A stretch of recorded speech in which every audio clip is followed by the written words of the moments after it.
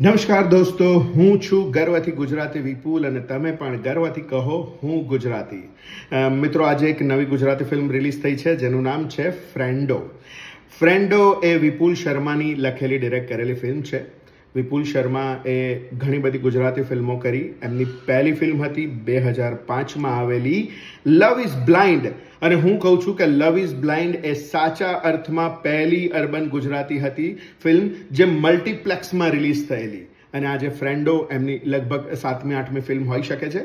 તુષાર સાધુ અને વિપુલ શર્માની જોડીએ ઘણી બધી ફિલ્મો આપી છે.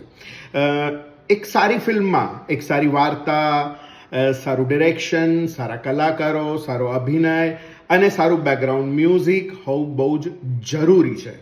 અને આ ફિલ્મમાં સોરી ટુ સે આમાંનું કાંઈ જ નથી. દોસ્તો, ડિટેલ રિવ્યૂ માટે જોતા રહો મારી ચેનલ ગર્વથી કહો હું ગુજરાતી.